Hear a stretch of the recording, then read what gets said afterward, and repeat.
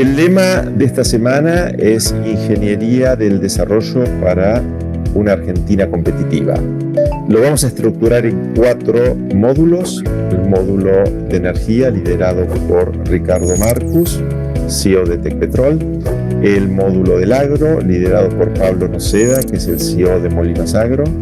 El módulo de minería, liderado por Alfredo Vitaller, que es el gerente general del proyecto José María. El módulo de industria, liderado por el ingeniero Martín Berardi, que es el CEO de Ternium Argentina. Creo que es una excelente oportunidad, no solo por poder participar en forma virtual, sino por lo interesante de los temas en un contexto del mundo, de la región y del país, que va a permitir y nos va a guiar en lo que va a ser una agenda de trabajo de aquí para adelante. Así que muchas gracias.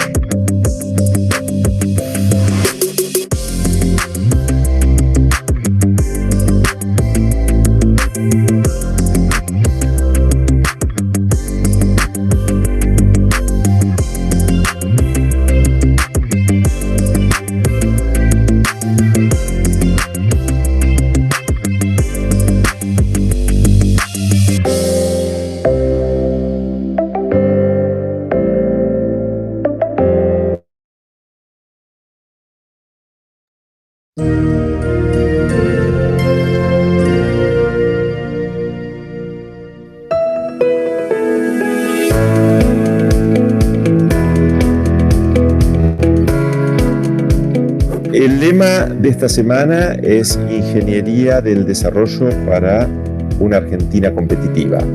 Lo vamos a estructurar en 4 módulos. El módulo de energía, liderado por Ricardo Marcus, CEO de Tecpetrol. El módulo del agro, liderado por Pablo Noceda, que es el CEO de Molinos Agro. El módulo de minería, liderado por Alfredo Vitaller, que es el gerente general del proyecto José María. El módulo de industria, liderado por el ingeniero Martín Berardi, que es el CEO de Ternium Argentina. Creo que es una excelente oportunidad, no solo por poder participar en forma virtual, sino por lo interesante de los temas en un contexto del mundo, de la región y del país, que va a permitir y nos va a guiar en lo que va a ser una agenda de trabajo de aquí para adelante. Así que muchas gracias.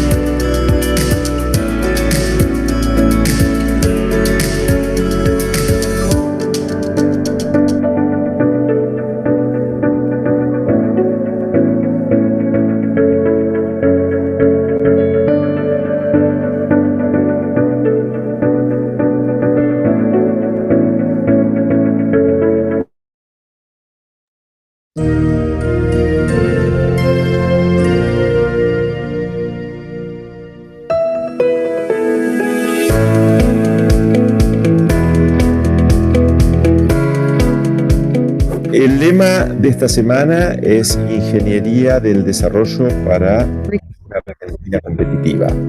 Lo vamos a estructurar en 4 módulos. El módulo de energía, liderado por Ricardo Marcus, CEO de Tecpetrol.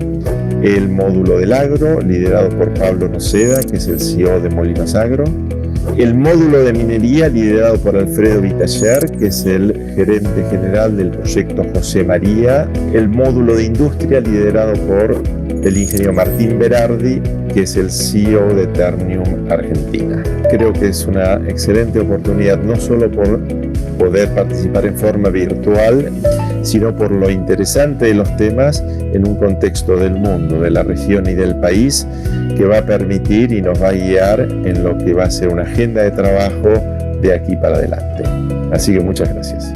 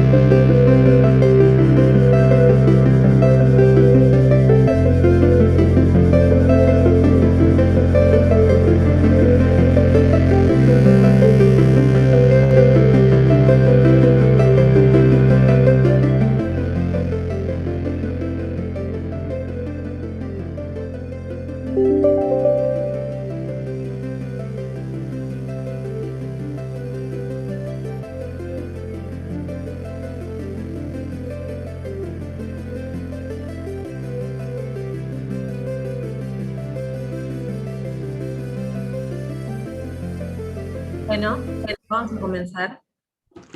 Muy buenos días.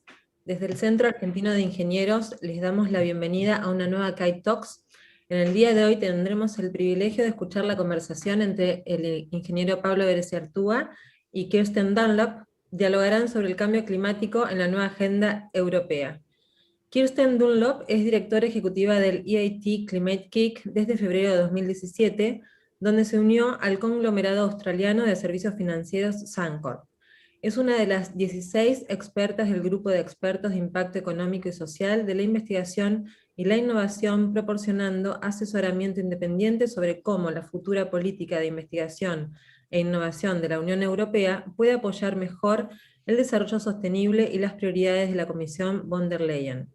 Kirsten está comprometida a dar forma y posicionar la innovación para catalizar el profundo cambio sistémico. Su visión es ofrecer una capacidad en transformación de sistemas, resiliencia y renovación, y para lograr una economía sin carbono y una sociedad resistente al clima a través de la innovación. Esta charla, como todas las demás, las podrán volver a encontrar en el canal de YouTube del CAI, y los invitamos, como siempre, a participar de la misma, dejando en el chat por escrito sus preguntas y comentarios, que al finalizar el diálogo se compartirán con la doctora Dunlop. Agradecemos especialmente, antes de darle la palabra al ingeniero Bereciartúa, agradecemos especialmente al Consejo Argentino para las Relaciones Internacionales, CARI, con quien hemos coorganizado esta charla. Muchas gracias, Cari, muchas gracias, Kirsten Dunlop, y a todos por acompañarnos. Ahora sí, Pablo Bereciartúa, presidente del Centro Argentino de Ingenieros, le cedo la palabra. Muchas gracias, Verónica. Muy buenos días a todos. Buenos días, Kirsten, y a todos los participantes. Es para mí un gusto dar inicio a esta conversación que llamamos el ciclo CAI Talks en el Centro Argentino de Ingenieros. Es un ciclo especialmente orientado a promover el vínculo con el mundo y a revisar distintas ideas, políticas, proyectos y también en muchos casos liderazgos de instituciones y de personas sobre temas que pensamos que son muy relevantes para el desarrollo de la Argentina y en general para el desarrollo del planeta. Y quiero destacar que en este caso, y este evento, específicamente por la temática además y por la relevancia que tiene Climate-KIC para Europa, para las políticas europeas, es para nosotros también un gusto poder co-organizarlo, como lo hemos co-organizado con el CARI, como decía Verónica, que es el Centro Argentino para las Relaciones Internacionales, y específicamente con su Comité de Asuntos Ambientales y Desarrollo Humano, que coordina, que lidera la embajadora Elsa Kelly. Así que también quiero agradecerle al CARI y a la embajadora Kelly en particular por haber contribuido con este evento al cual estamos dando inicio en este momento. Habiendo hecho esta introducción en castellano, quiero decirles también que vamos a pasar al inglés para hablar con Kirsten en los próximos minutos, pero antes hacerle un comentario respecto de Climate-KIC, que seguramente vamos a hablar de Climate-KIC, su experiencia como institución en los últimos años y cuál es la agenda actualmente que Climate-KIC está llevando adelante y la agenda europea alrededor del desarrollo sustentable y alrededor de la nueva agenda vinculada con el cambio climático. Comentarles que Climate-KIC es una institución europea que lleva ya varios años trabajando, que tiene proyectos en prácticamente todos los países de Europa, incluso tiene algunos proyectos fuera de Europa, que tiene oficinas estables en 13 o más de 13 países y que trabaja principalmente en lo que son las nuevas políticas alrededor de las cuestiones vinculadas con las regiones, con las ciudades y con las industrias, en términos de la nueva agenda de cero emisión de carbono, pero más ampliamente en términos de la agenda del Green Deal para Europa, que es una de las agendas principales en discusión y también en desarrollo, como sabemos, en Europa y también ahora en varios otros lugares del mundo. Así que para mí es un gusto y le agradezco, y ahora pasaré al inglés, a Kirsten su disponibilidad y comentarles también que en mi caso en particular, he participado y estoy participando del directorio de Climate-KIC desde hace aproximadamente un año como advisor, y eso me ha permitido ver algunos temas, y por eso en particular me pareció extremadamente valioso tener esta conversación con Kirsten para poder acceder a algunas de esas experiencias y también a algunas de esas visiones que creo que claramente representan oportunidades hacia adelante. So what I will do now is to say hello, Kirsten. It is for me a real pleasure to be starting this conversation with you. How are you doing? Very well, thank you. Thank you very much for the opportunity to join you.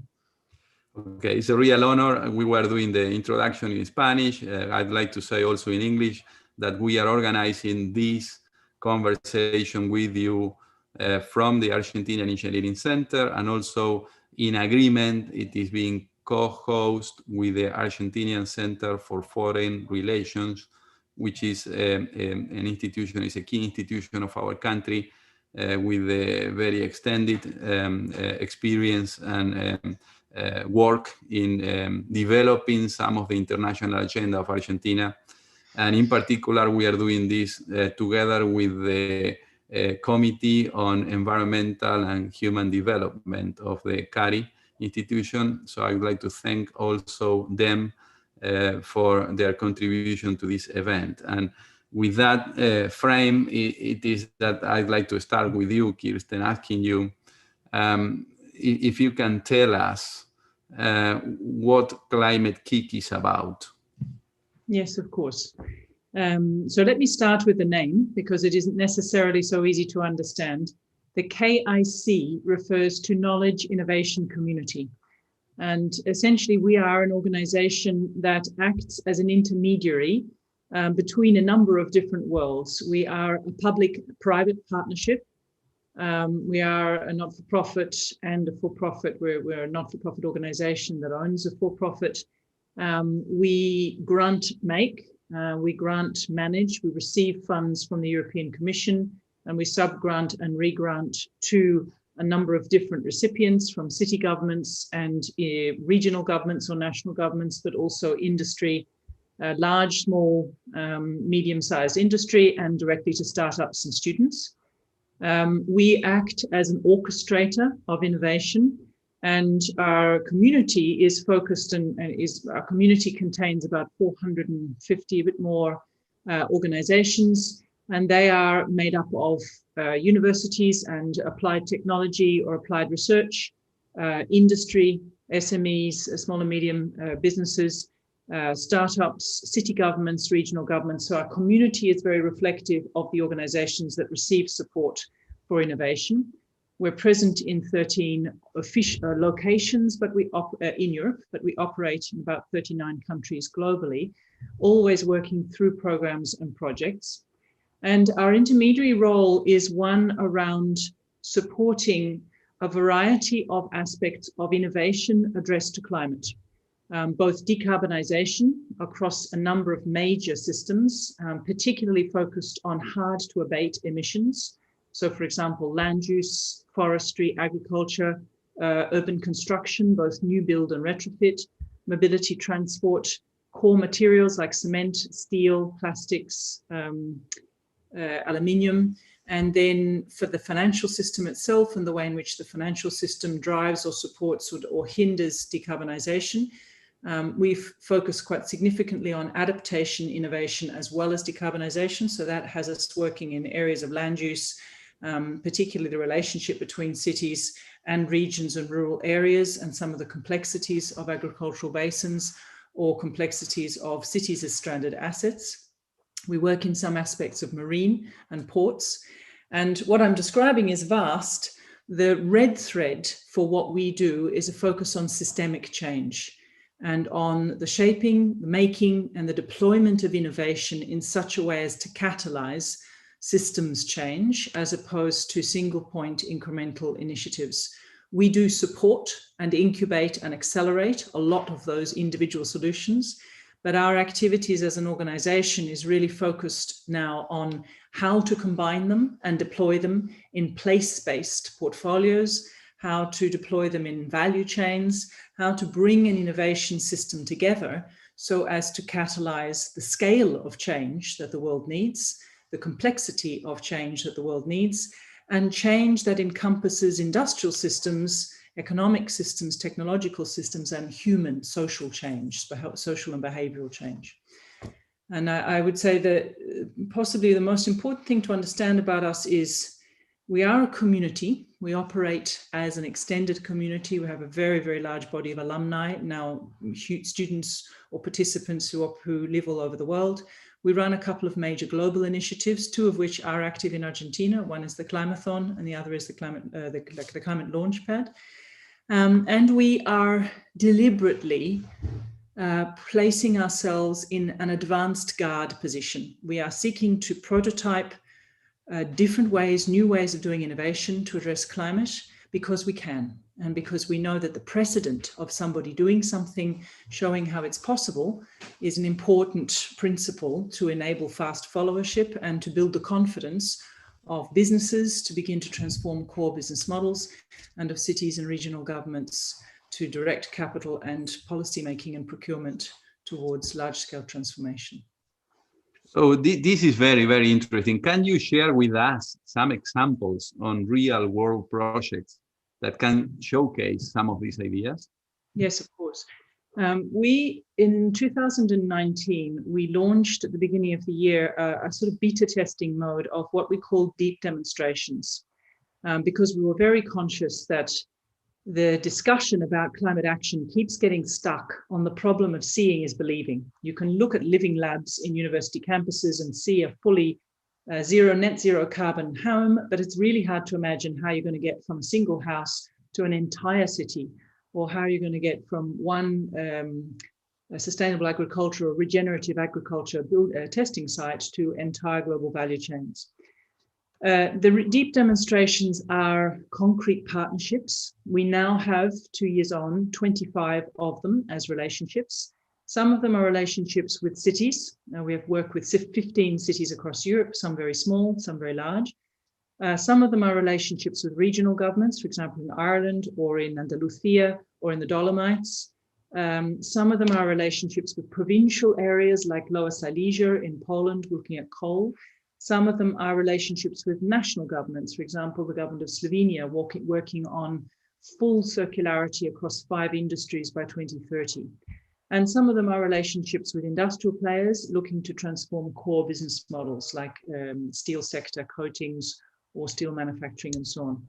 And these are, if I take an example of the work we are doing with the city of Madrid, one of these examples, this is a process of long-term partnership to support the city government through a process of changing its relationship and its use of innovation by starting, first of all, with what would it take to decarbonize Madrid by 2030, addressing both air pollution, addressing mobility and transport, addressing physical construction of the city and urban planning, addressing challenges around social justice and inclusion, huge problems with migration and influx of migrants, addressing challenges such as heat stress from changing climate and water stress.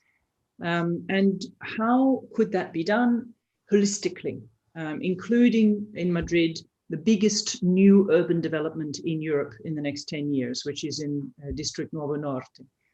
So we have been working for 2 years to construct the economic case for that, a portfolio approach to innovation that allows the city to pull together a fully integrated portfolio of initiatives, and to understand that as being a program of work which is not about competitive calls hunting for winning solutions, but an assumption that no solution individually is sufficient, and that multiple different types of solutions need to be tested simultaneously. Solutions to wastewater treatment with algae, solutions to rewilding, which require changes to financial systems to encourage tree planting, changes to the way in which urban planning is designed to facilitate urban farming and to air quality capture, changes to the design of cities to facilitate rebuilding of community strength and health and dealing with an aging population, changes to the mobility system, and so on, and a regulatory sandbox to look at changes to regulation itself to enable the city to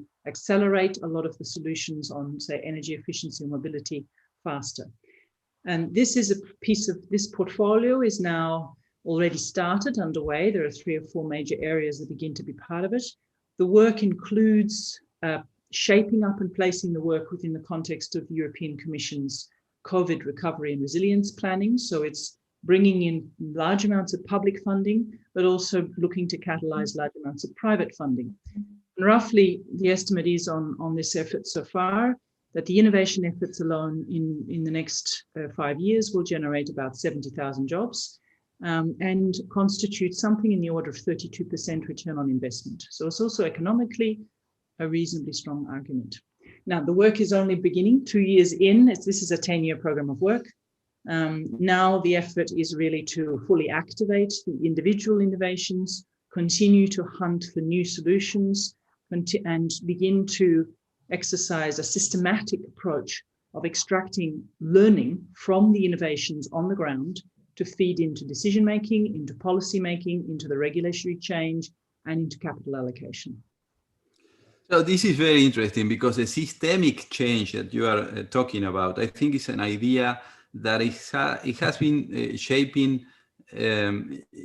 up in the last decade, so to say. That there are several people and institutions thinking that that was needed, but somehow it didn't happen. So everybody is doing the same they know how to do, and in isolated compartments, if I can say so, or silos.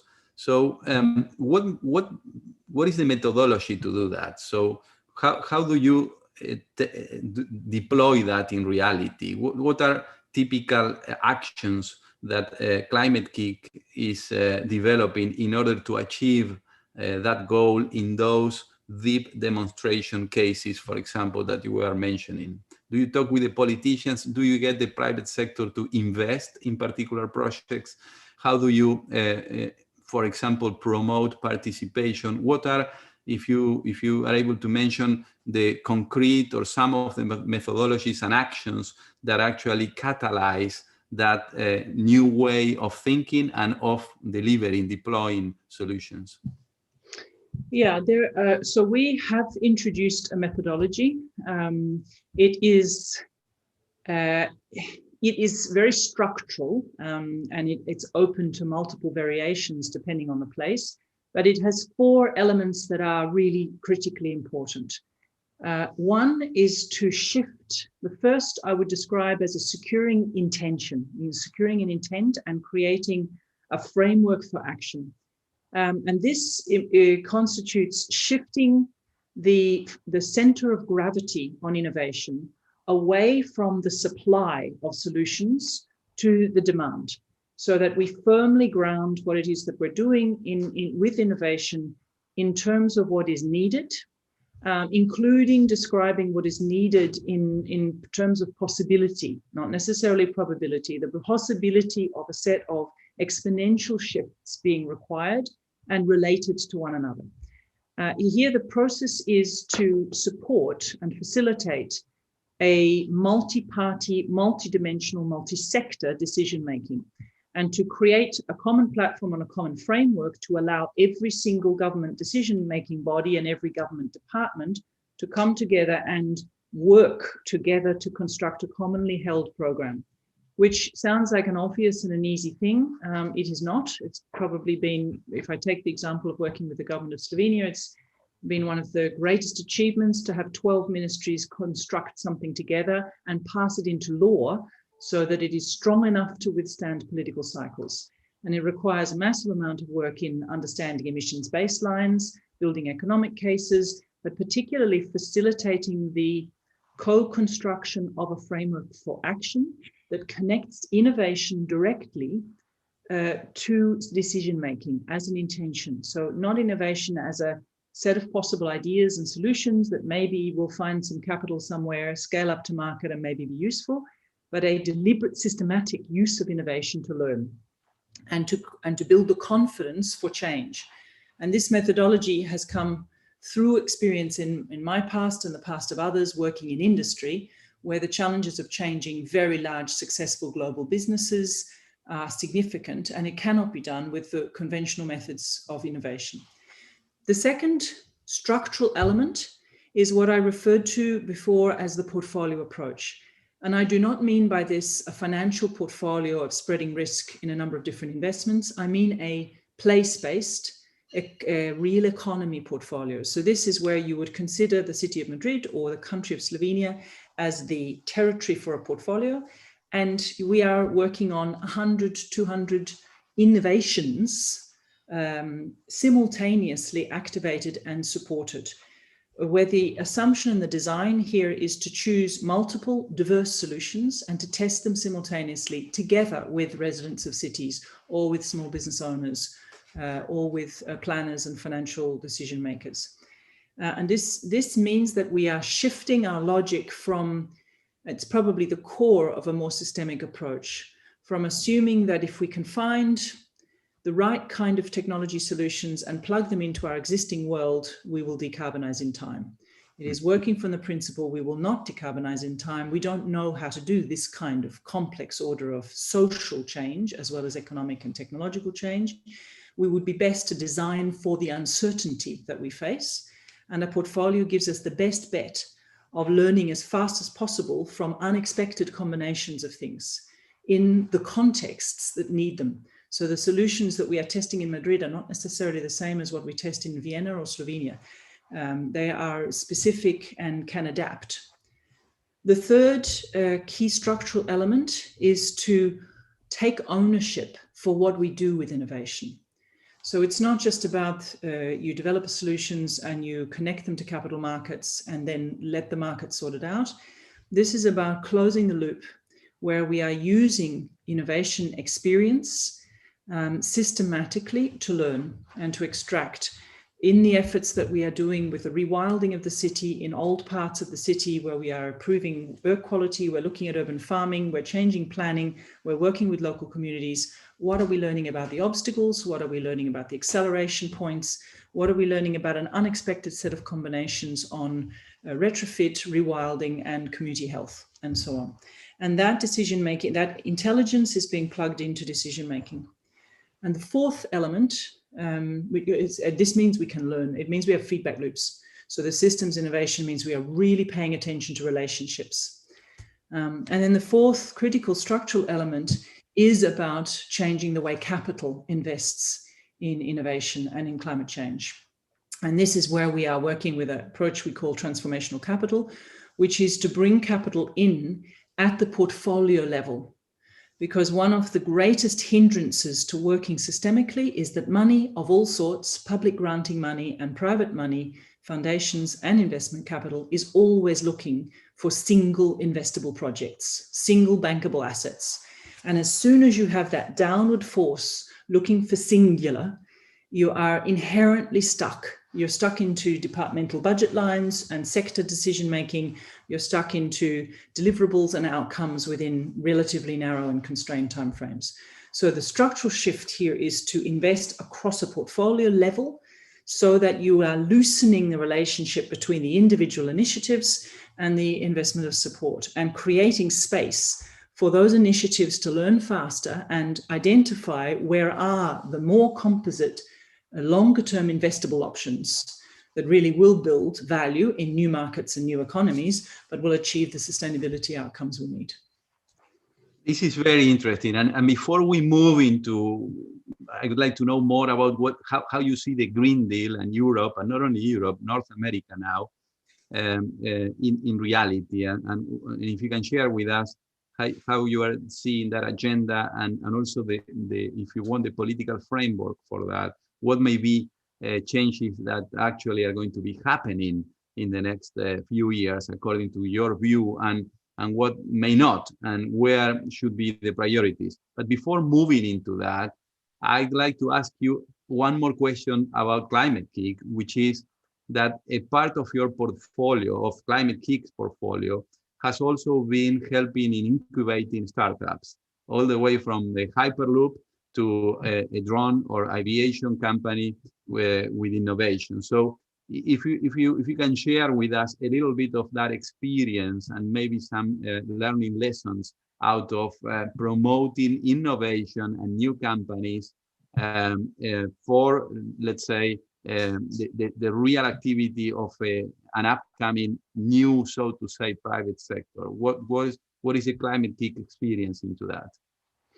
So when we were launched in 2009 under the mandate of Barroso, who wanted to give Europe something like the equivalent of MIT and Silicon Valley put together, and particularly with an emphasis on extracting from the value of European research and development into market commercialization and solutions. So we launched with that kind of mandate. The program theory was about entrepreneurship, education, industrial development. In 2009, there wasn't really a large-scale climate entrepreneurship market in Europe. So we spent the first 4 or 5 years really building the field, establishing language, codes of practice, norms, understanding of even just the frames of reference in terms of thinking about climate impact as an embedded element in entrepreneurship.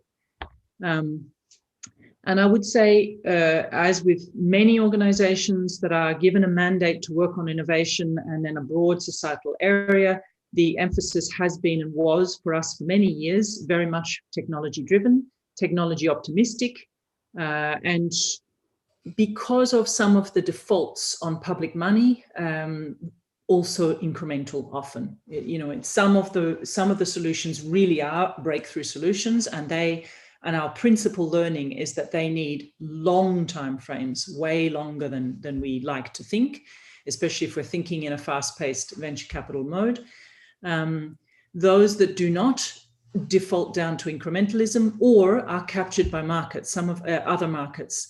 So some of the lessons we learned, bitter lessons we learned, is that some of the most extraordinary innovations that we have supported have ended up being deflected sideways because of investors seeking to maximize profit extraction rather than a long-term disruptive intent. So a fantastic solution on bioplastics that captures liquids in an edible bioplastic. You can capture washing liquid, you can capture chemicals, you can capture all sorts of things, is completely biodegradable, has been deflected to the alcohol and luxury industry because it's fantastically appealing and the money is massive. And for us, one of our key learnings was, all right, we're going to have to really watch how do you nurture these innovations all the way through into applications that hold a disruptive intent with respect to sustainability. The second major learning now that we look back is that it really matters to have a large chunk of support, kind of foundational support to ecosystem building. The European excellence in SME and innovation ecosystems and startup clusters really does pay dividends. I know it's been copied anywhere else, and my understanding is that Argentina is also one of the markets where there is a lot of replication of that.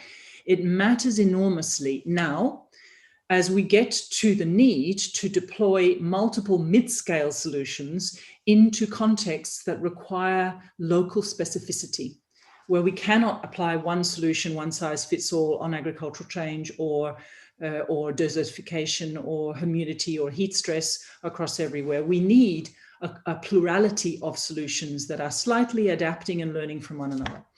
And the third element that we have learned is that many of our signature startups have plateaued because, and the electronic aviation would be a very good example, Lilium Volocopter, because what they're hitting is, if the infrastructure hasn't changed, if global regulation and global supply chains haven't changed, you can have an extraordinary solution, but it cannot get up to the scale that we need to disrupt or to transform aviation globally for passengers up to a certain point, for example.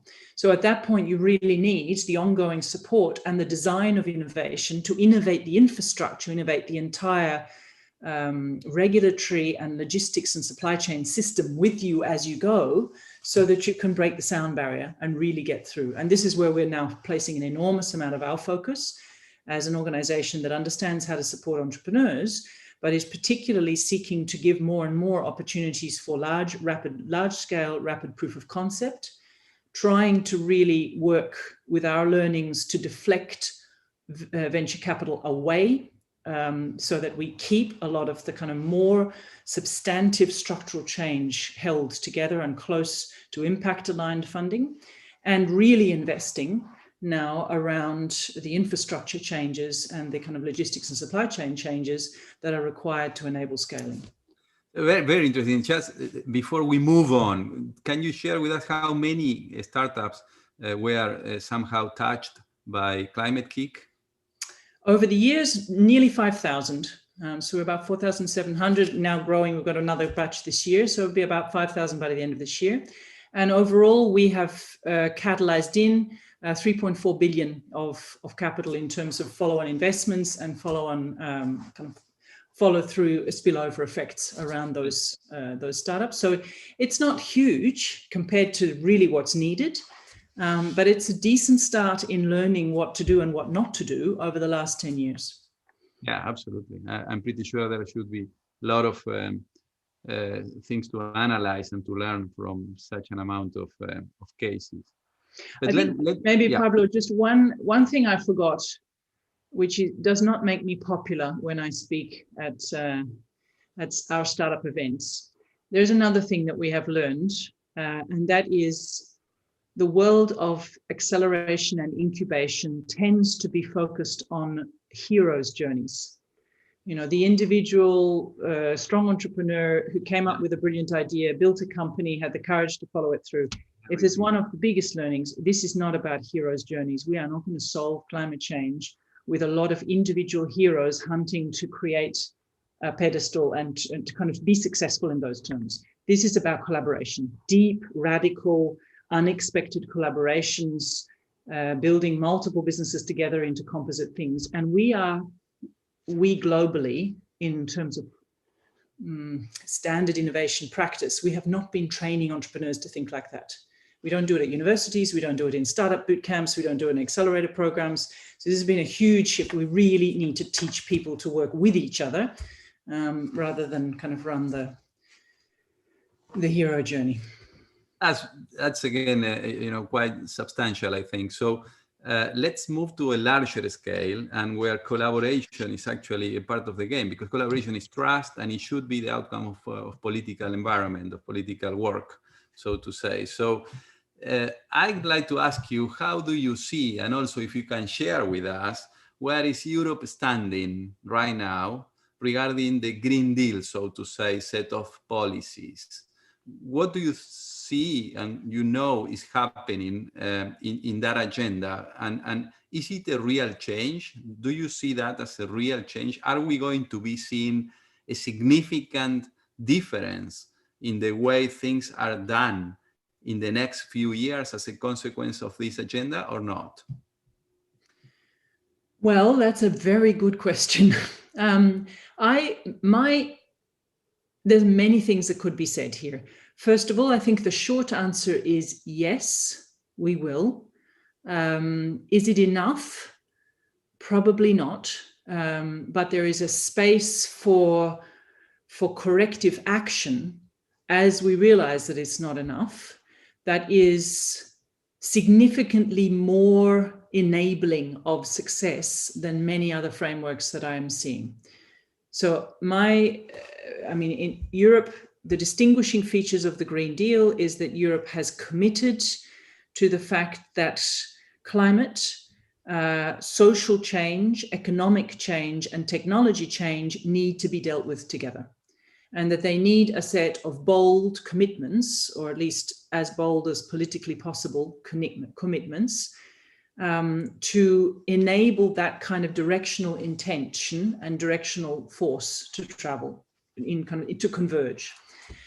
So to that extent, the combination of the Green Deal, the relative speed of Europe's response to COVID-19 with the dedication of a fund and a resilience facility, the Recovery and Resilience Plans, with a very, very significant amount of money, the linking of that directly back to the Green Deal, so with a significant percentage, 37% of expenditure in each of these national plans needs to be linked back to climate, massive connecting of green and digital, and the construction within the construct of the Green Deal broadly and the Research and Innovation Programme Horizon Europe of the notion of missions. So seeking to make a connection between the commitment of public funds, public policy, and some sense of inspiration, of mobilization of hearts and minds in kind of across Europe in the notion of what it means to be European.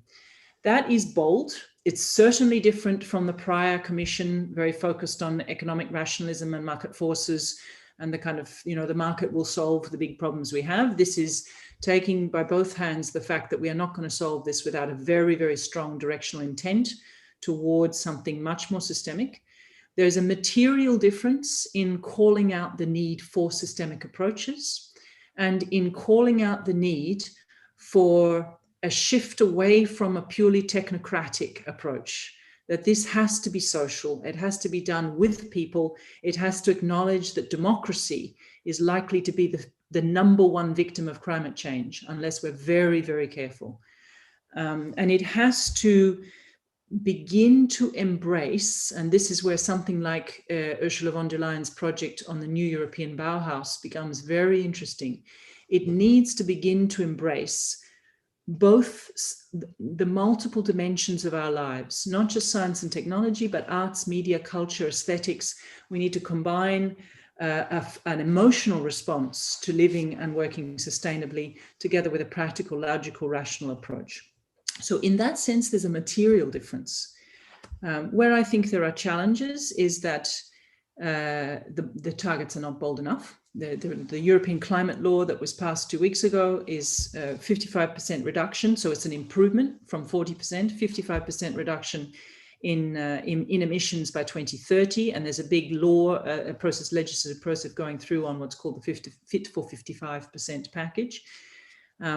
I am someone whose work is deeply grounded in climate science. So from my perspective, we are already at 1.3 degrees. We're going to be at 1.5 degrees by 2030. If we genuinely want to keep ourselves out of very significant global trouble, conflicts, deprivation, and loss of life, we would need to fully decarbonize by just after 2030. So this is not fast enough. There are a number of systemic, I think probably one of the biggest challenges that we face in a European context is the inertia of the existing system. So you can dedicate large amounts of money to COVID resilience with important targets on green transition and on digital. But when you hit the ground on the way public procurement works, and on time frames, on the issues with the fact that there simply aren't enough, there isn't the capability in public administration, there are not systemic approaches prepared on the ground, people are afraid and worried that public money could be misappropriated. So the inertia in the system to release large amounts of money to strategic risk management, kind of bold commitments to breakthrough alternatives because the risk of stranded assets is so costly, this is not there. And so there is a massive risk that the intention is extraordinary, but that the inertia of our existing ways of thinking in terms of thinking about economics, of working with public financing, and of not managing to get public and private money really to operate together in transformational ways, this is going to undermine. However, I think it creates a space for ratcheting. I mean, it's a little bit like the Paris Agreement. There is a space for ratcheting up as time runs out and we begin to realize it's not enough. And there is a better framework for trying to do that within. And the financial sector, I mean, you were talking about how do you get money into these ideas. So do you see the financial sector as changing as a consequence of that? The European Union has been issuing a few new directives for the financial sector. Yeah, we have been involved in the sustainable finance taxonomy and the efforts to try and create a common language around where money should be flowing and where it shouldn't. It's again a mixed story. The directional effort is fantastic. The impetus of creating a taxonomy, of getting multiple sectors together, We are at the point where before, as that directive was being released, there was a huge kickback on gas, on agricultural land use and forestry, to water it down and try and bring it back to protecting existing sectors. So it's a little bit of one step forward, two steps back, but the directional effort is there. I think from my perspective, the single biggest shifts that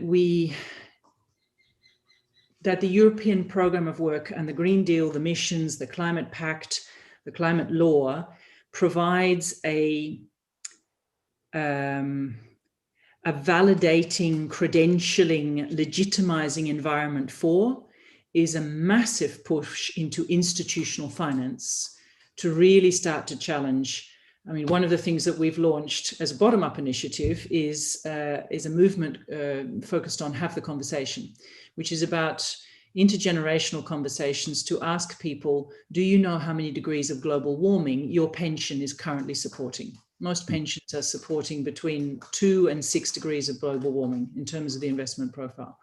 And just starting to make connections to people so that you can then, on the other side, start to really fully engage pension funds on what are your investable alternatives? Why not start to invest in these major European programs of transformation instead of continuing to stay safe and keep half of your portfolios in oil and gas? That's very interesting. I'd like to ask you about what is going on beyond Europe. So are you following the US? How do you see the discussion in the US? What do you expect to come out of that? Well, I'm hugely relieved for a start. I mean, it's been four very dark years. I think we have quite a significant history of partnership with the West Coast of the US, which has, been trying to maintain momentum throughout. My reflection is that if you look at planet Earth as a portfolio, you have Europe really investing behind an almost intellectually driven, socially driven set of initiatives to bring together social change, economic change, and industrial change, but to do so in such a way as no one is left behind.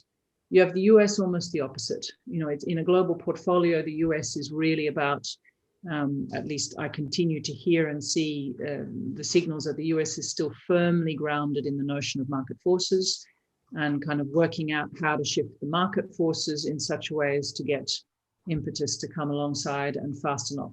Not without major injections of public finance, obviously, but is still fundamentally grounded in market forces. And I think one of the interesting collaborations between Europe and the US is on this question of when does our neoclassical politics and economic thinking really start to run up? When does capitalism get to the edges of what it's capable of doing? When do we need alternatives and what do they look like? What are viable alternatives to growth? What is degrowth? What is degrowth when we really start to use it in earnest? What are viable alternatives that move us beyond the limits of what capital markets can achieve? That, I think, is something that is a firm focus in European actions and European initiatives. It is not in the US, and there's a kind of language of encounter and discovery and exploration on where are the limits of one model and the strengths of another, and vice versa. I think where it's going to get very tricky is where we come down to governance of commons, where it begins to matter how we are going to deal with whether it's geoengineering, where there are questions that really begin to force us to think about governance at a planetary scale, and where these paradigmatic differences really begin to matter. So let me take you to Asia and China. Where is China fitting in all this picture? Well, if you were talking about superconductor theory and critical mass, China's critical mass shifts the dial on almost everything.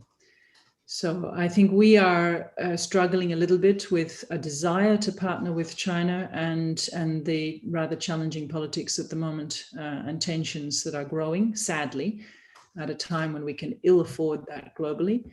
There is still a lot of company to company, and many of our partners have a strong presence in China, and much of the work on innovation is really engaged in kind of below the political noise, what is actually going on is structurally moving in the right direction. But I think the question really there is around ownership, speed, governance, transparency. Again, if we come and we start talking and you look at the kind of impact into Europe of the Belt and Road initiatives and the pipeline of power plants, coal-fired power plants that are still there and still kind of on track to be built, that's where we start to run into really significant concerns on the gaps between intention and the reality of what's happening. In a recent interview to Henry Kissinger by The Economist, this is 1 month ago, he ended up saying that right now the new sort of a balance is in between innovation and organization, and the West world and the US, for example, and I include Europe, is innovation, whereas China is organization. But how do you see China innovating in all of this? Is China going to be, or it is being, a key player in innovation as well? I come from a professional practice across industry particularly, and now in the world of public, kind of public and private intervention, where for me, innovation is a transitive verb. It is about transformation of something, not an end in itself, but a kind of a transition for a purpose. Whether the transformation of the self is a business and a business model, or it's a city, or it's an individual, or a new technology. So from my perspective, China, of course, China will be a leader in innovation in the sense that China needs to self-transform, and it needs to leapfrog a number of those self-transformations to deal with the scale of a population and a population's needs that no one else on the face of this planet understands. And I think we need to be careful not to hang on to obsolete ideas that innovation is somehow about bright, shiny genius kind of traveling fast at the edges that sort of then opens up a set of possibilities that can be organized and implemented afterwards. Innovation is about the transformation of ourselves to do something different in the way in which we're doing it now. Almost every aspect of those transformations are relevant as long as they are achieving an outcome that keeps us collectively alive. I remember years ago working, sometime I worked for an insurance organization that was at the time the largest Western presence in China. And I remember having a number of meetings with the Chinese government and with some of the areas in northern China and Manchuria and Mongolia, where this was oil extraction. It was a large-scale industry. And one of the learnings that really struck me from that period was the material mental difference when you are designing for billions, when everything you do has to somehow bring billions with you, and when it comes to people. And just how much that informs what sits behind decision-making, decision patterns, assumptions, and how easy it is to forget, especially if you come from Europe and you're representing countries that are not many more than kind of a few millions. You just forget the challenge of that scale and the assumptions about what innovation looks like when you're thinking like that. Very interesting. Now, this year there will be a global event, which is COP26 in Glasgow.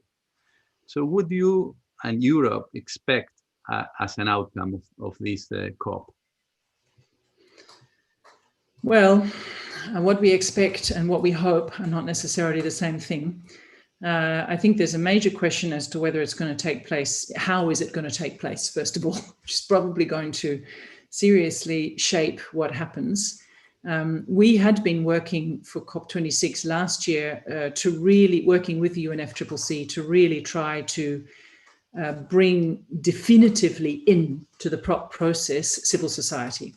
Local communities literally all over the world simultaneously meeting and gathering so that we start to heal the disconnect between a large-scale institutional process that feels like it's shifting deck chairs on the Titanic and the reality of developing countries, developing worlds, communities that are already dealing with massive climate stress and kind of real growing anger around the disconnect in terms of policy and action. This year, I think COVID has in so many ways accelerated the urgency and the imperative for that, and in so many ways somehow already made it begin to happen.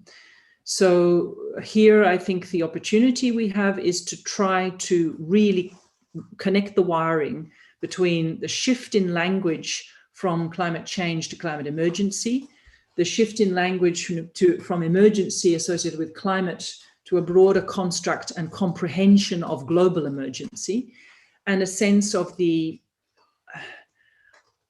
risks of disconnected, inadequate partial policy processes and political process.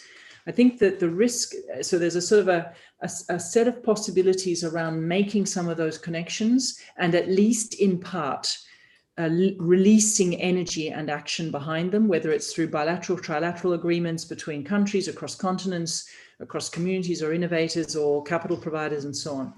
I think the biggest kind of missing problem risk is how do we deal with what I was describing earlier, and that is the distracting pull of fragmentation, populism of fragmentation, of fear in all its forms. And how do we find a way to kind of bring that inside the discourse as opposed to having it continually outside and creating a friction cost on attention and effort that none of us can afford? That I don't know the answer to. We are certainly working to come with demonstrations of possibility, showcases examples. It's possible, it's happening, it's here, it's energizing, it's prosperous. But whether that will be enough is a good question. Now let me take you to adaptation and developing countries. So, for example, places like South America or even Argentina, where, like in many other countries, these are countries that are not a significant part of the emissions of greenhouses, of course, but they are suffering, and they will suffer even more so, the consequences of climate change. So, do you see now, and even in Glasgow, that there will be a larger, so to say, part of the discussion regarding adaptation and financing adaptation, even including developing countries and areas like South America or Argentina? What is your take on that? Yes. So I think, yes, I think there will be much greater than there has been in the past. Perhaps I should declare the fact that I am passionately connected to the fact that there should be. So there's a lot of my effort is going into trying to make that a reality.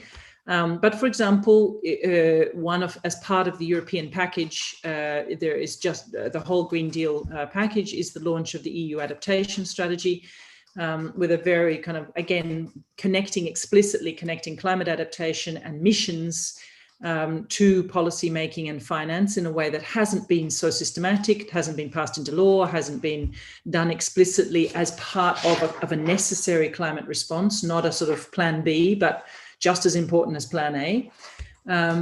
So that's happening. It's still way behind. And I was just thinking, literally last week, I had a conversation with one of the major technology platforms about a possible partnership where we're really trying to see, can we encourage them to get themselves onto the right side of history? And they would be an ideal global platform for climate adaptation because of who they are.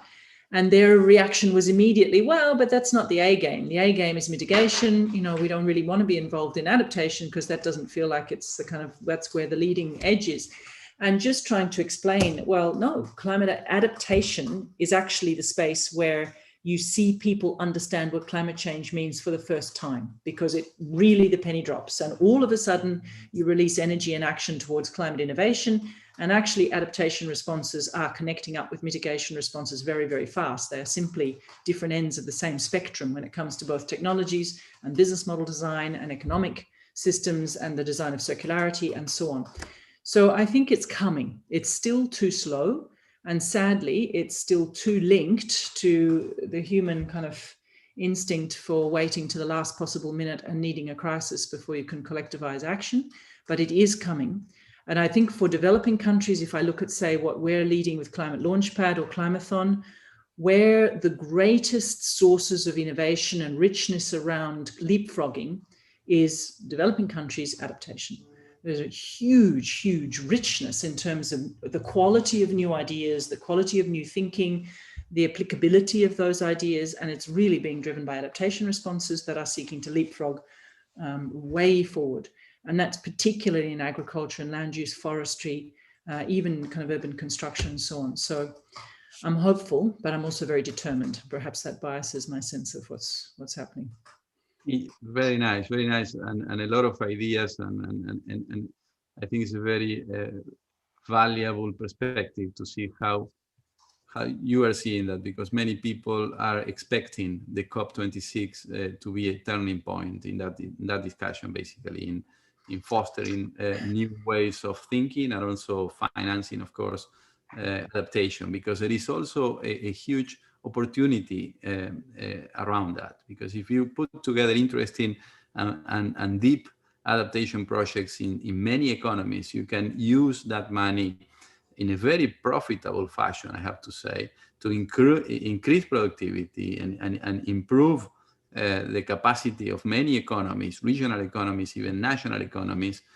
And at the same time, you will be showing that this is an agenda that can involve the private sector, not only the public sectors. You know, in fact, the private sector could be the driving force if you put together proper incentives, maybe. But for that to happen, you need an agreement at a larger scale. You need a framework for the public sector to buy into these opportunities and to push them. So I'd like to go to a question we have in our chat from Ambassador Elsa Kelly, which is exactly in this line, I think.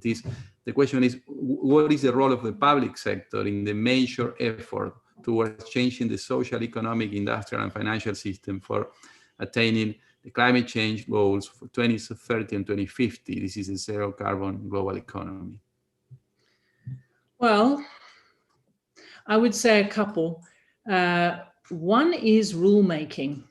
And if I think,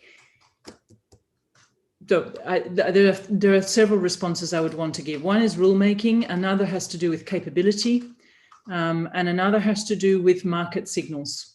So let me start with rulemaking. If we think about the challenge of adaptation, it's still framed up globally as the kind of the thing we'll do last if we have to, or it's not quite, it's not sort of somehow connected to the bold, we're going to commit to keeping global warming down, the Paris Agreement, this is what we're doing, our climate commitments are also all about that. And yet, if you look at it from a different angle, if you took an area that I used to develop and do a lot of work in, which is the notion of strategic risk. If you think about, if you're a large organization operating in markets that are in any way global or connected to global market forces, you're facing a world of massive physical risk disruption, massive regulatory change, huge shifts in technology sourcing, materials sourcing, logistics, supply chains, huge shifts in consumer expectations and consumer acceptability, massive changes, kind of very fast moving changes in new materials, in digital technology, in AI, and so on. You're dealing with a world where so much of your existing assumptions about how to be successful put you at risk if you can't change them very, very fast and structurally. And most large organizations, I've worked 20 years in corporations that are great, good, but really struggle to run that kind of order of self-transformation easily. If you extend out, so those are businesses that potentially represent either within them or as a whole, major stranded assets. If you extend out the construct of stranded assets to cities, the largest single category of stranded assets we face globally are our cities, whether because they're flooded or because they're too hot to live in, or because they simply become unlivable or untenable because of their emissions footprints and so on. Inverting our discourse and starting to think in those terms. What is the value at risk in terms of land ownership and land values, businesses locked into those markets, into major urban markets, quality of life or well-being or GDP associated with whichever measure you like, the value of risk of the world's major cities that represent possible stranded assets in the next 20 years, the businesses that represent stranded assets because they won't or are not ready to change dramatically and completely rewire their core business models. Take up and add up that kind of value at risk what percentage of it is it worth our spending to achieve greater resilience, to reduce that risk, to achieve transformation in more kind of managed, acceptable, cost-effective ways? The public sector holds the reins to that kind of discourse. It holds the possibility of doing something equivalent to what the Financial Stability Board did after the global financial crisis, of naming a set of companies at the time that were considered too systemically important in the financial system to be unable to fail, and therefore required to change solvency measures and governance and anticipate major change.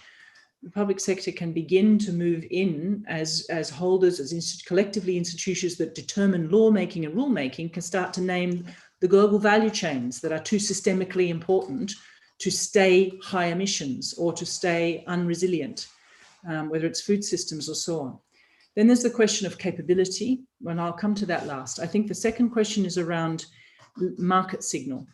As soon as you start to take the 100 largest cities across the world and shift procurement rules so that they all require and will only use green steel and green cement, you've created a market signal that really gets the attention of very large organizations. Extend that out across agriculture, extend that out. Again, this is something where the public sector has the power simply to change the rules to determine what it's willing to buy. And procurement, I think, and demand, offtake agreements, demand-led transformation holds a massive potential for pulling through urgency on innovation and a significantly faster movement in terms of industrial change. And the third element I kept referring to, capability. Here, I think the biggest challenge is that the public sector can and needs to lead in complexity. City governments, regional governments are living with the reality of complex human systems in ways that very few others really live on their skins. And yet so little about our governance mechanisms, our decision-making mechanisms, or even the way in which we prepare people to do that work in kind of equips them for seeing that complexity as a value add, and being ready to govern and take decisions with it, not because it, despite it, or trying to avoid it, but genuinely with it, in it. And I think there's a need and opportunity to build capability, to lead in the public sector in a way that comprehends complexity, understands uncertainty, and leads from there. And has a hell of a lot to teach people working in kind of narrower sectors that have never really had to face just how difficult it is to issue a new law and deal with all of the unintended consequences of what happens when you do. And in many cases, if you want to go into, let's say, managing complexity, you may even have to think about changing institutions and institutional frameworks, because they are not designed for that. They are designed for the industrial era and for more of a linear and silo kind of. So do you see that that should be happening as well? Yes. Should governments be organized in a different fashion, for example? Yes, I think we're going to need different governance models, whether we have them within I think for a start, we've got a problem that subnational governments and subnational actors are much more likely to get change to happen faster and more effectively than national. And we need to start allowing that, encouraging it, supporting it. We need new forms of governance at those levels. There's significantly greater possibility for partnership with civil society through participatory governments, participatory decision-making. We've got the technologies to support that with something like distributed ledger, but we now really need to start using it, and in much more systematic ways. We're going to need to work out how to govern commons, and that will require some form of polycentric governance that we know the theory of, but with water more than other things, but we've not really systematically required or applied. But I was also noticing one of the comments in the chat. I think that education is absolutely essential. We work with university, we have a huge number of university partners within our community. We work on education from primary and secondary school right through to master's, PhD, and board of directors, and retraining professionals. One of the biggest challenges is that our education system is still training people for a world that is fundamentally the industrial economy. We have not really shifted systematically and structurally the entire education system to train people to understand interdependence and to work on relationships and to work through collaboration in fundamentally multi-dimensional ways. We are working as hard as we can quickly. What we've chosen to do, for example, is not run parallel education programs in universities, but embed into university education a whole set of modules and kind of programs that help equip students in classic economics, law, politics, science degrees with complexity thinking, with leadership in complexity, with understanding ecological principles, environmental change, natural systems, just to try and get them ready for a world where most of what they're being taught in linear mechanical, logical thinking is just not going to apply. Yeah, I think even if you take that forward, even the economic theory we're using is not enough, because both in innovation and in environment, what we see is that we typically don't have perfect markets. And we need to have rules that will be somehow making a good use of that, because these are two really driving forces for the present, not even for the future. If you want to innovate, you have to create those conditions that are not being created naturally by the market. And if you want to have a change in sustainability regarding climate change, as we were talking, again, you are dealing with very imperfect markets. So I think those are two key areas for the new setup of governments, where you probably have to change your economic manual. The things that you were using for the last 50 years are only the basis for some very basic boundaries. But if you don't have the other policies, the ones that are going to be promoting these changes, as you were saying, then it's going to be impossible to play the game of the new reality. And some countries, or even cities and subnational governments, are going to be left behind because they simply don't know how to put together those new regulations. Yeah, this is true. This is really true. And I think partly it's a problem of we need completely different economic thinking. The question is there are so many lock-ins to our current economic thinking that are anchored in such kind of deep down worldviews and kind of learned assumptions that it is incredibly difficult to change them, because you're never changing the root cause. You're always fiddling around on the surface. And if you don't get to the root cause, then you haven't solved. So if I think about, for me, one of the root cause issues is the way in which we have associated time and short-term time approximating zero to economic value. So the faster a market transaction takes place, the faster speed of exchange, the higher the value, the higher the possibility of making value. If we can't unlock our association of economic value to short-term thinking and really retrain our economic thinking around long-term interdependent value creation, we can fiddle around with economic models, but we're not changing something that is really structural and continues to sort of replicate short-term thinking and short-term economic, discounted accounting is a perfect example. We are literally discounting the future in favor of the present. So I think that's one of the major issues. The second is, and this of course is going to be the major geopolitical horse race between Europe and the US on kind of capital markets will sort this out, and there is no such thing as a perfect market, and you're going to have to design for something different. And I'm making it very black and white. Of course it is not. But I think there's another really problematic root cause, which is probably going to mean that I lose everybody on this call who is finding this already too abstract. But that is, we have most of the cultures in the world still fundamentally grounded in some version of a kind of a deep religious origins or lay origins of the notion of human dominion over nature. We have not trained ourselves from the perspective of identity, of our own human identity, to think in terms of interdependence. We think in terms of self-dependence and resources that we can use: land, water, coffee, cement, whatever. So our economic models express exactly the same thing. And again, we can change our economic models, but if we're not changing our fundamental sense of self it's still fiddling around at the surface. It's not changing the root cause. We have indigenous societies that still have very different underpinning paradigms, but it's hard to argue at major international process that that's the solution. And of course, it's part of, it's not the whole solution. So I think there is, where I think about, okay, what can I personally do in what I am working on? I can bring art and science back together.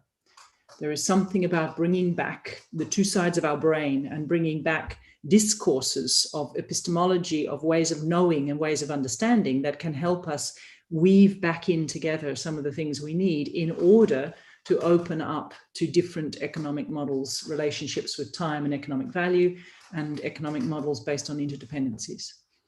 Kirsten, I want to thank you again for this open conversation with plenty of ideas. And before closing, I have two more topics to ask you about. And in fact, the final one is going to be about you yourself, because I think you have a very unique profile. And I'd like you to share with us, basically, your own experience and profile, which I think is very, very unique. But before moving into that, let me ask you one final comment on you regarding energy transition. There is a lot going on into that. The Argentinian Engineering Center is right now working with the National Academy of Engineering in a book regarding energy transition for Argentina. How should be done, where are the opportunities, and what may be the policies. And there are big topics inside that discussion. For example, hydrogen as a vector for energy transition. And Europe is, in many cases, leading in some of these topics. For example, countries like Germany are very much working around hydrogen, but many others. So my final question to you regarding this topic is, how do you see energy transition, and where do you see hydrogen and issues like green hydrogen, for example? Countries like Argentina may have a huge potential because of the renewable energy and in very extended areas, the capacity of producing hydrogen and selling hydrogen. So what is your take on energy transition, and in particular, the hydrogen vector as a key part of it? I think generally, I mean, from my perspective, we should be seeking to use every safe means we can to change our energy sources. So there are so many angles and so many ways in which hydrogen is an obvious, useful kind of mechanism that we should be investing more and more in. I think my overarching reflection was probably twofold. One is energy, my experience of kind of working on hard to abate emissions, so a little bit on the fringes of energy transition, because that is already kind of well underway in some ways, is that it is still grounded in notions of substitution. How do we keep living in the way we're living, but find renewable substitution sources? And therefore designing for, whether it's hydrogen or wind or solar or whichever solution we want, designing for it to plug into life as now. And there are two reflections I would have about that. We don't have time for that. We need hydrogen to come much, much faster than it's coming right now. Or we need to think very differently about the ways in which we could put it into what we're doing, or more importantly, change what we're doing to enable use of hydrogen. So it's kind of invert the logic of what it is that we're doing. The second is that I consistently notice we are often designing energy solutions for a world that looks like and feels like and has the characteristics of our current world. Now, I'm speaking as an Australian who used to work in insurance, watching so-called 1 in 100-year storms happen every single year. And, you know, looking at major programs for renewable energy plants and for hydrogen plants that are simply not designed for a world where those kinds of storms happen every year, and 1 in 1,000-year storms start to happen every 2 years. And I think we need to remember we're going to need to design for a climate changed world. And then I think there are a set of questions around the kind of the next steps. You know, we need to try and remember to think 3 and 4 and 5 steps ahead. I remember hearing about some of the challenges, and I think it's SF7 or FS8, the inert gas that you use in power station renewable energy, which is now one of the highest carbon emissions emitting gases, and it's being released in much greater quantities because we're using it to insulate renewable power stations. So I think it's also a question of trying to remember that also in energy, we need to design for the unintended consequences and a system of effects, and design different economic ecosystems. You know, for example, in Europe, there are two extraordinary initiatives in green steel using hydrogen to create completely decarbonized steel. And the middle part of that process is sponge iron, which is a solid state. So it can be shipped. So one of the things that I'm trying to work on is, well, hang on a minute, if you can produce solid state iron in the Arctic Circle with hydrogen and you get massive amounts of oxygen as a byproduct, then if we can decarbonize shipping and get that to Germany and Poland, we don't have to rip the guts out of manufacturing communities. We can get them to turn solid state sponge iron into green steel with electric arc furnaces, so that you can we not reconfigure a new industrial system that also keeps people's sense of social and cultural identity working for them, not against them. So I think it's a yes and, but how can we take it out of the sector of energy transition and the silo and put it into the broader question of social and holistic transformation?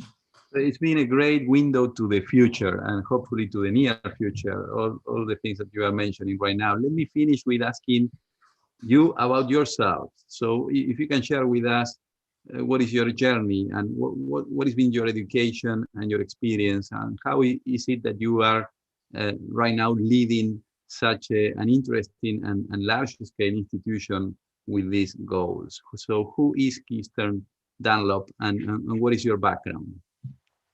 Well, I'm a child of a Shell engineer and an expatriate child. So I grew up in many places, including Nigeria and moving around the world. I'm also a child of a parental dispute about expatriates and large multinationals with expatriate family programs. The parental dispute in my family meant that I didn't go to any of the boarding schools that large multinational oil and gas companies assume children should go to. And as a result, I moved schools every 6 months because my father worked for Shell. Shell had an expatriate program that meant that you always had rental leases that were never longer than 6 months. So I went to a hell of a lot of schools and I moved to a lot of countries, which means that as a human, I don't have a sense of where I come from in any fixed place. I have a sense of where I come from as where I am. I think that has been enormously helpful. It certainly forces you to learn resilience and kind of being self-sustaining. It also gave me an unparalleled opportunity to see things with my own eyes that none of my peers had witnessed.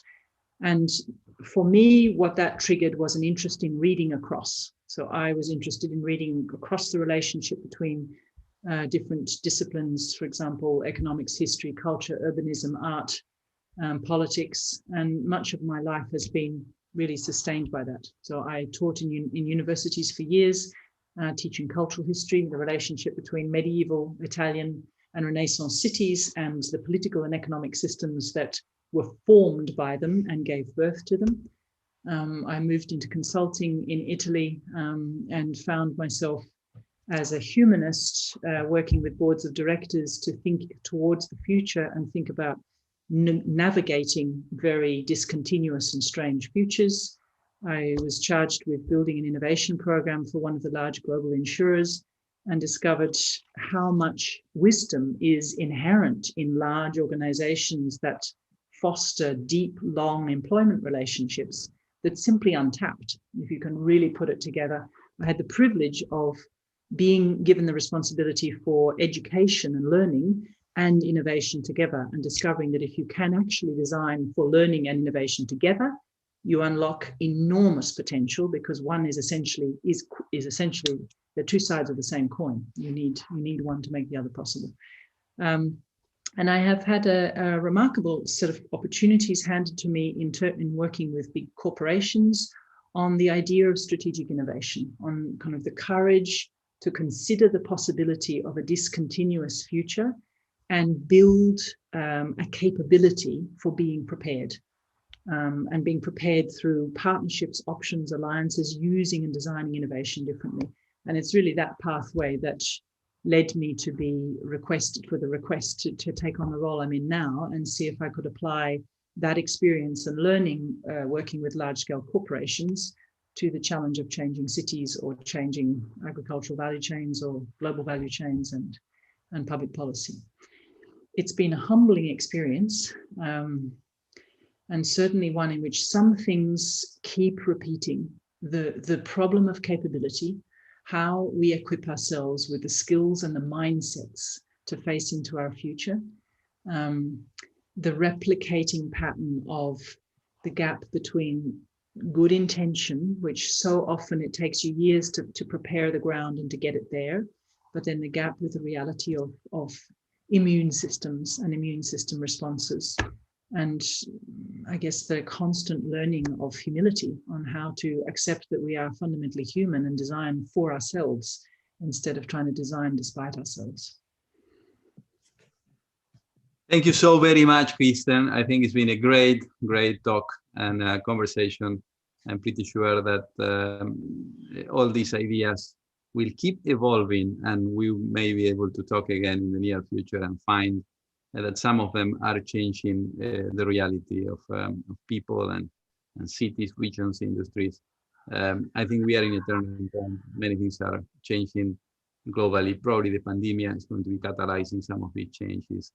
And hopefully institutions like Climate-KIC are already providing some of the framework to think about that and to foster that agenda. So on the name of the Argentinian Engineering Center, and again, in this event, also the Argentinian Council for Foreign Relationships, which is also co-organizing this event.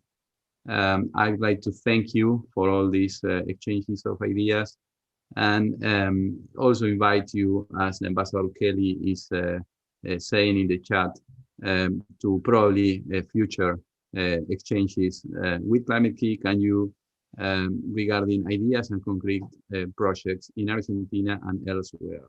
Thank you so much, Kirsten, and all the people. Thank you very much indeed. Bye-bye.